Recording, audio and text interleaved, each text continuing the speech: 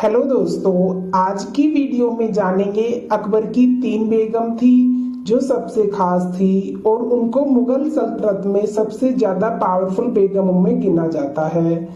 ऐसी कौन सी बेगम थी जो सबसे ज्यादा पावरफुल थी? चलो वीडियो के अंत तक जरूर बने रहें और जो न्यू यूजर है प्लीज सब्सक्राइब कर दें।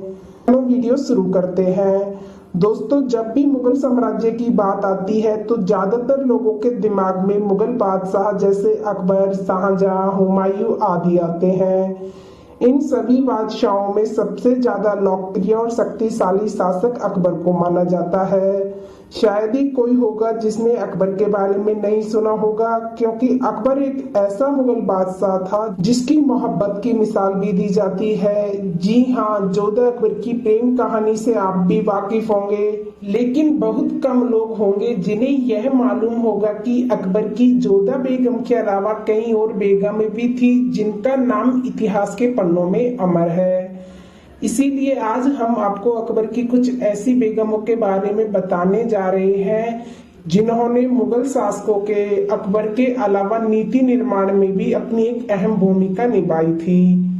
अकबर मुगल साम्राज्य का सबसे महान बादशाह था जिसका जन्म 15 अक्टूबर 1542 को सिंध के राजपूत किले अमरकोट में हुआ था। अकबर का पूरा नाम जलालुद्दीन मोहम्मद अकबर था। आपकी जानकारी के लिए बता दें कि अकबर मुगल साम्राज्य का तीसरा बादशाह था जिसने अपने शासनकाल में कई ऐतिहासिक और सांस्कृतिक कार्य करवाए थे। मुगल साम्राज्य के बारे में थोड़ा जान लेते हैं। मुगल साम्राज्य का दौर लगभग 1526 से 1707 तक रहा, जिसकी स्थापना बाबर ने पानीपत की पहली लड़ाई में इब्राहिम लोदी को हराकर की थी। इसके बाद हुमायूं, अकबर, जहांगीर, शाहजहां आदि के बाद अंतिम मुगल शासक औरंगजेब था जिन्होंने अपने शासन के दौरान समाज का निर्माण किया था। हालांकि कई इतिहासकारों का मानना है कि सन 1707 से लेकर सन 1857 तक मुगल साम्राज्य अपने पतन यानी विघटन दौर से गुजर रहा था। इसके अलावा कुछ महिलाएं भी थी जिन्होंने अपना योगदान नीति निर्माण के लिए दिया था। नंबर 1 पर आती हैं अकबर की बेगम। उसका नाम है रुकैया बेगम। उसे तो आप लोग जानते ही होंगे। भला रुकैया बेगम मुगल साम्राज्य की सन 1557 से लेकर 1605 तक की मलिका थी, क्योंकि यह मुगल साम्राज्य के तीसरे बादशाह अकबर की पहली बेगम थी। हालांकि रुकैया बेगम अकबर की चचेरी बहन थी जिनसे अकबर ने निकाह कर लिया था। रुकैया बेगम अकबर की बेहद खास और पसंदीदा पत्नी थी। इनका जन्म 1542 के आसपास हुआ था। उनके पिता का नाम हिंदल मिर्जा था जो अकबर के पिता हुमायूं के छोटे भाई थे। उन्होंने अपने शासनकाल में कई ऐतिहासिक कार्य करवाए थे।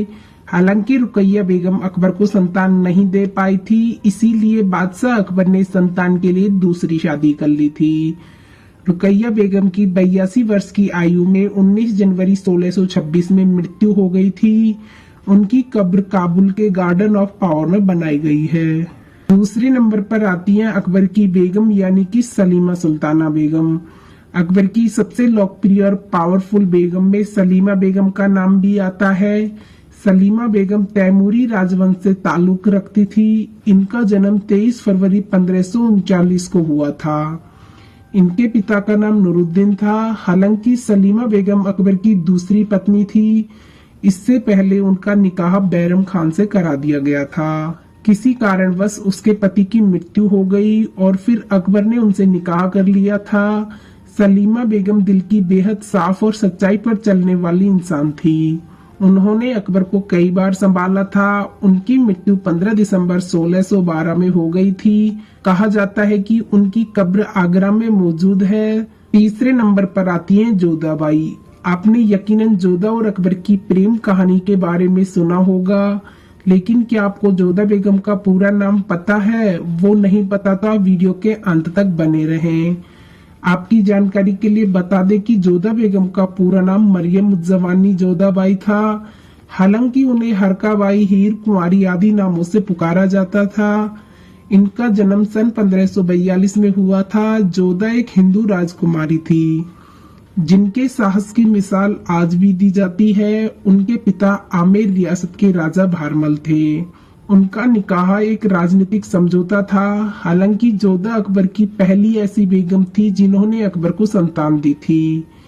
इन बेगमों के अलावा भी अकबर की कई बेगम थी जिनका नाम इतिहास के पन्नों में दर्ज है। दोस्तों, आपको यह वीडियो कैसी लगी प्लीज कमेंट बॉक्स में जरूर बताना, और यह भी जरूर बताना कि अकबर की तीनों बेगम में से कौन सी बेगम आपको पसंद है, वो भी आप कमेंट बॉक्स में बता देना। और ऐसी ही ऐतिहासिक वीडियोस देखने के लिए हमारे चैनल को सब्सक्राइब जरूर करना। चलो मिलते हैं नेक्स्ट वीडियो में, जब तक के लिए अपना ख्याल रखना।